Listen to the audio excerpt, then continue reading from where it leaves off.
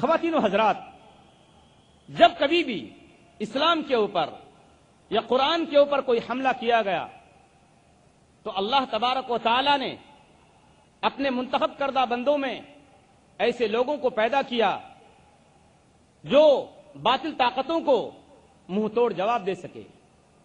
اس اعتبار سے اگر دیکھا جائے، موجودہ دور پر نظر ڈالی جائے تو ہمیں ایک ایسا شخص نظر آتا ہے جس نے اسلام مخالف طاقتوں کا اور چیلنجوں کا ڈٹ کر مقابلہ کیا ہے، اور صرف مسلم دنیا ہی میں نہیں بلکہ مغربی دنیا اور امریکہ میں جا کر اسلام اور قرآن کی حقانیت اور اس کی عظمت کا لوہا منوایا ہے، جسے دنیا ڈاکٹر ذاکر نائک کے نام سے جانتی ہے۔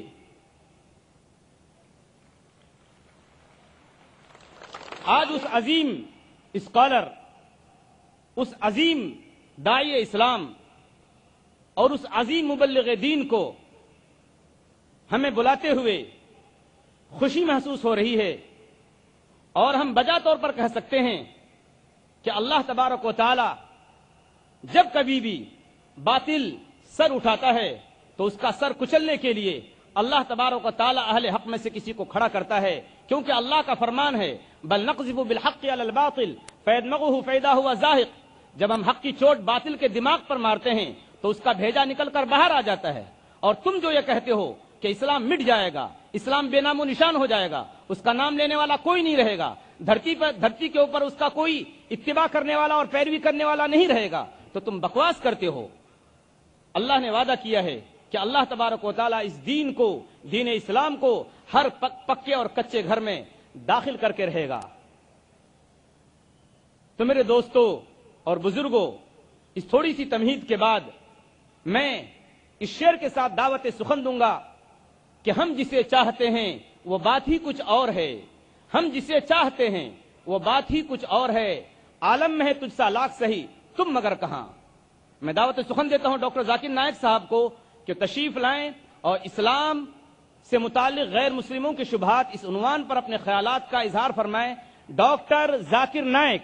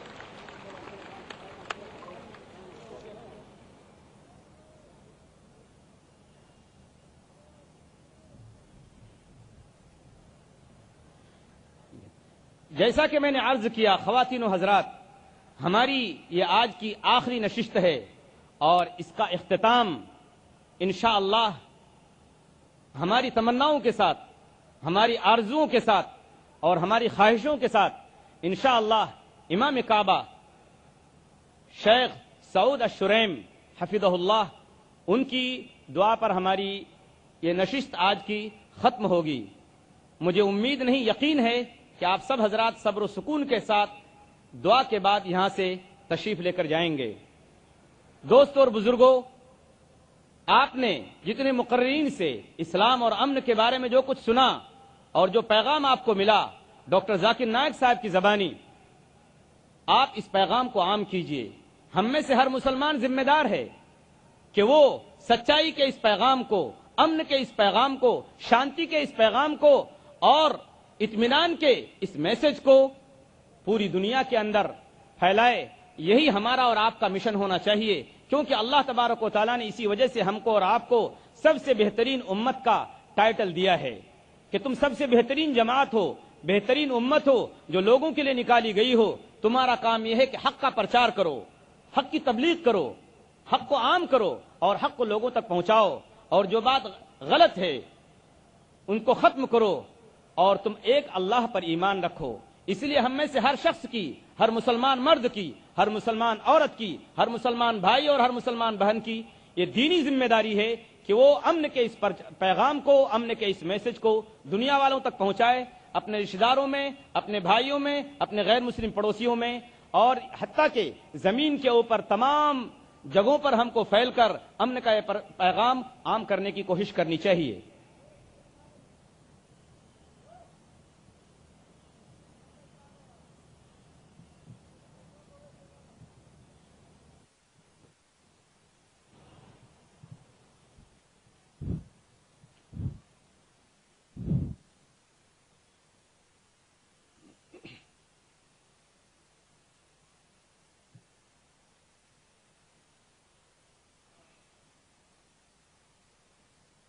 الحمدللہ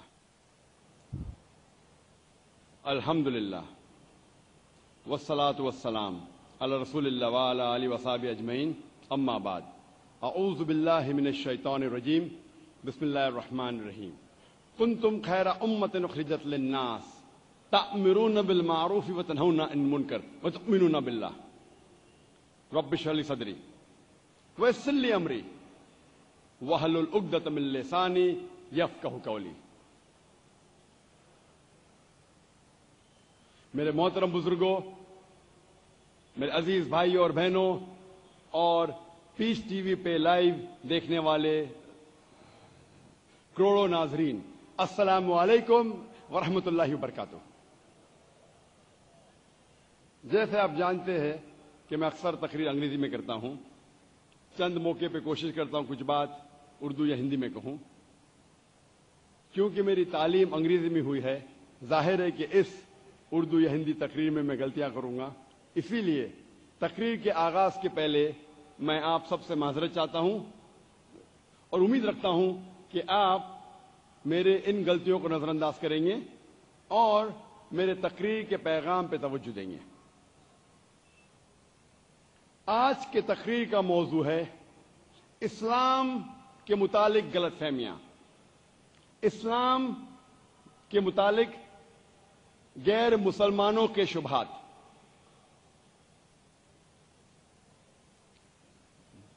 میں نے میرے تقریر کے شروع میں قرآن مجید کے چند آیتوں کی تلاوت کی، سورہ ال عمران سے، سورہ نمبر 3 آیت نمبر 110 میں، جہاں اللہ سبحانہ تعالیٰ فرماتے کنتم خیر امۃ اخرجت للناس۔ اللہ تعالیٰ کہہ رہے ہیں ہم مسلمانوں سے کہ تم سارے انسانوں میں سب سے بہترین امہ ہیں۔ اللہ سبحانہ و تعالیٰ کہہ رہے ہیں کہ ہم مسلمان سارے انسانوں میں، سارے جہاں میں سب سے بہترین امہ ہیں۔ کنتم خیر امۃ اخرجت للناس تأمرون بالمعروف وتنہون عن المنکر۔ کیوں؟ کیونکہ ہم لوگوں کو اچھائی کی طرف بلاتے ہیں اور برائی سے روکتے ہیں اور اللہ پہ ایمان رکھتے ہیں، وتؤمنون باللہ۔ اللہ سبحانہ و تعالی ہمیں اتنا اونچا درجہ دے رہے ہیں کیونکہ ہمارا فرض ہے کہ ہم لوگوں کو اچھائی کی طرف بلائیں اور برائی سے روکیں اور اللہ پہ ایمان رکھیں۔ اگر ہم لوگوں کو اچھائی کی طرف نہیں بلائیں گے اور برائی سے نہیں روکیں گے، ہم خیرہ امہ کہلانے کے لائق نہیں ہیں، ہم مسلمان کہلانے کے لائق نہیں ہیں۔ ہر مسلمان کا فرض ہے کہ وہ اسلام کی باتیں ان لوگوں کو بتلائے جو اس کے بارے میں علم نہیں رکھتے۔ ہر مسلمان کا فرض ہے کہ وہ غیر مسلمانوں کے شبہات کو دور کرے، غیر مسلمانوں کے غلط فہمیوں کو دور کرے۔